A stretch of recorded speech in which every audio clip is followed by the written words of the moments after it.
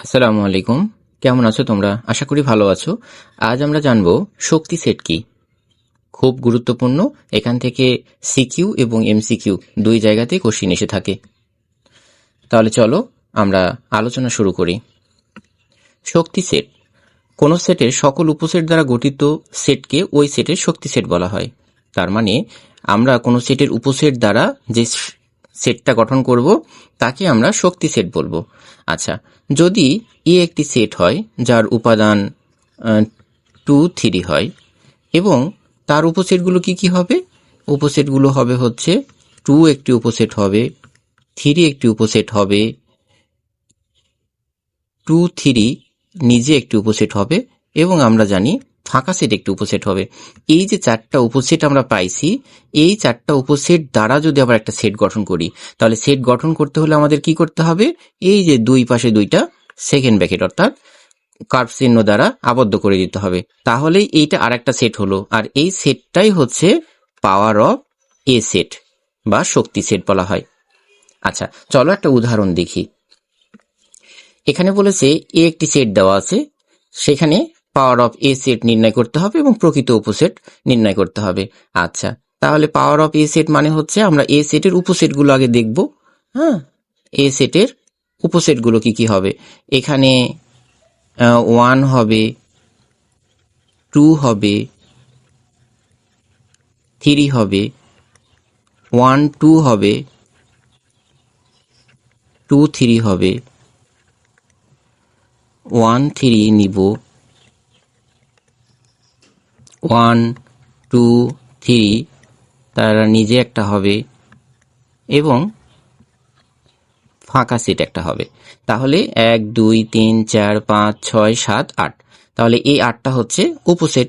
তাহলে কি করব? এই 8টা উপসেট দ্বারা আমরা সেট গঠন করব। তাহলেই হয়ে যাবে কি সেট?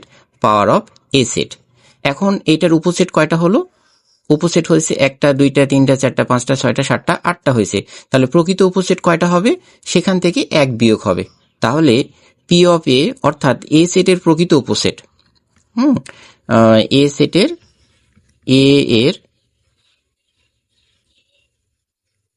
প্রকৃত উপসেট সমান হবে হচ্ছে 60টি। এটা হচ্ছে উত্তর। আচ্ছা, আরেকটা উদাহরণ আমরা দেখব। এই উদাহরণে কি বলছে? এ সেট একটি দেওয়া আছে, বি সেট একটি দেওয়া আছে এবং সি সেট একটি দেওয়া আছে। সেখান থেকে পি অফ সি এর উপাদান সংখ্যা 2n, যেখানে n হচ্ছে সি এর উপাদান সংখ্যার সমান। আচ্ছা, আমরা কি করব? প্রথমে সি সেটটা বাইর করে নিব। এখানে বলছে এ ইউনিয়ন বি। আচ্ছা, তাহলে এ সেটটা কি হবে? এ বি ইউনিয়ন বি হবে হচ্ছে A B C. R union মানে আমরা জানি যে কমন আনকমন সবগুলোই। তাহলে এ বি সি হবে। আচ্ছা, আমরা কি করব? আমরা এখন হচ্ছে P of C, power of C, এটা আমরা বাইর করে নিব। আচ্ছা, তাহলে এখানে 3টা আছে, এ হবে, বি হবে, সি হবে,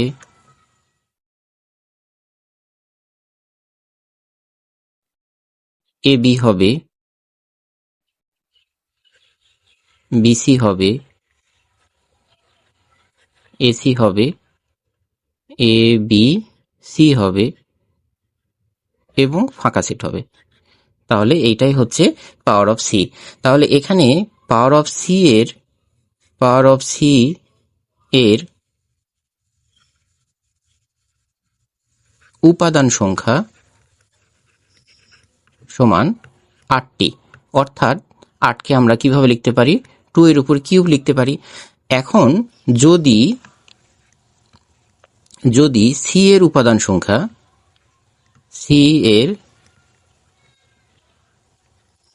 উপাদান সংখ্যাকে আমরা যদি n দ্বারা প্রকাশ করি, যদি সি এর উপাদান সংখ্যা n সংখ্যক হয়, তবে পি অফ সি এর উপাদান সংখ্যা হবে